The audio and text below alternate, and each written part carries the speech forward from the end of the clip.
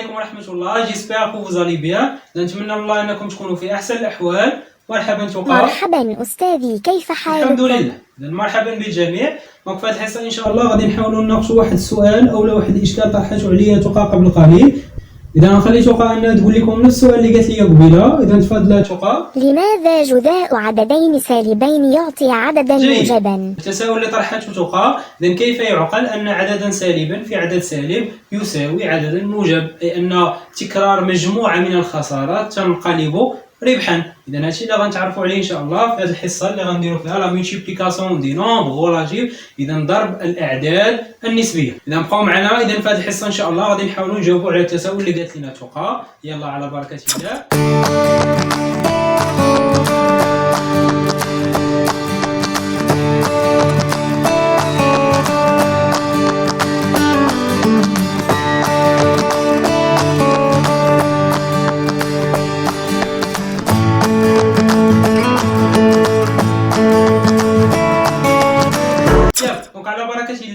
وما تخلعوش وغتبان لكم السبوره عامره. سي سامبل، هادشي كامل ساهل غنديطايو فيه ويجيكم ساهل.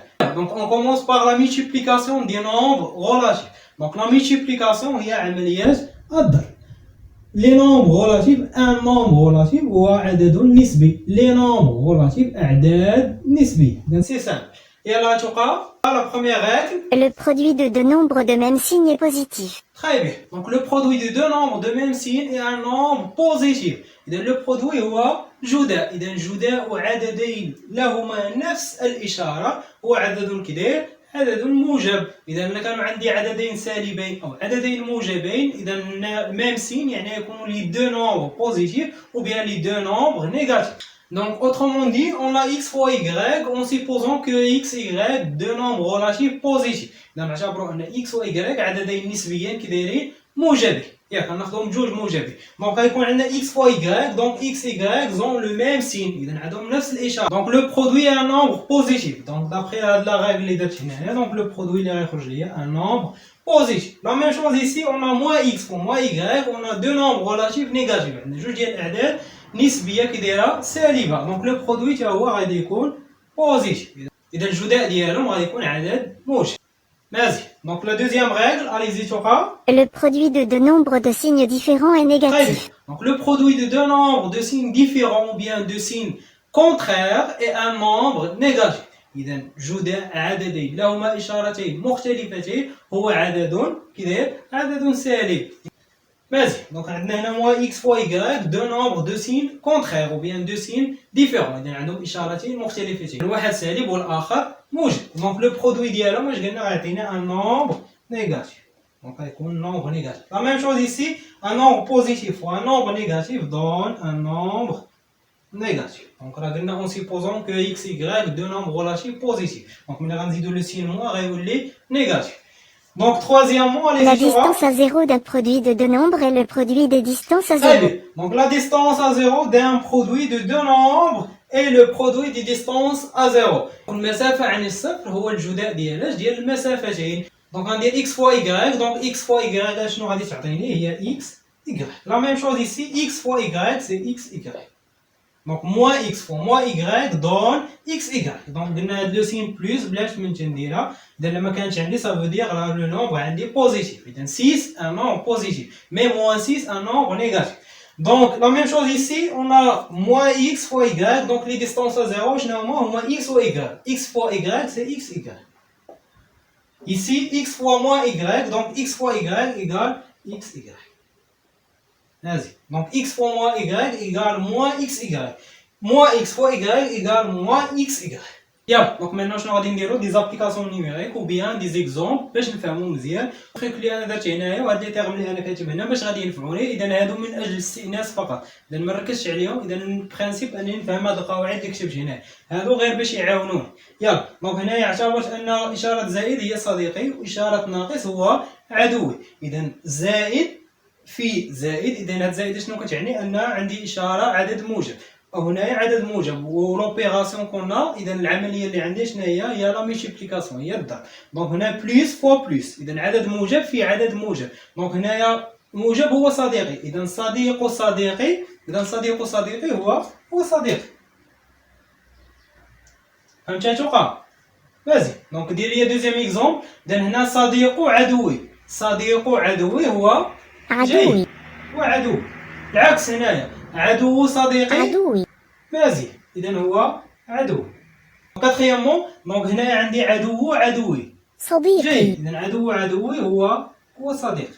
دونك الا ما بغيتوش تستعملوا الطريقه الاولى كاينه طريقه واحده اخرى ديال لو سيركل ديال الدائره. دونك خاصني نتبع هاد الفلاش اللي عندي هنايا. موا فوا موا دون بلوس، اي بلوس فوا موا دون موا، اي موا فوا بلوس دون لو موا. اذا عدد سالب في عدد سالب اش كيعطينا عدد موجب، عدد موجب في عدد سالب كيعطينا عدد سالب، عدد سالب في عدد موجب كيعطينا عدد سالب. وكنبقى ندور بحال هكا، سالب في السالب موجب، موجب في السالب سالب، سالب في الموجب سالب. اذا ساهل. دونك غناخذ بروميي اكزومبل باش نفهم هادو. اذا كل مره غادي نستعمل طريقه. اذا مثلا هنا عندي 13 فوا 5، اذا 13 فوا 5 ان نومبر بوزيتيف فوا ان نومبر بوزيتيف، عدد موجب في عدد موجب.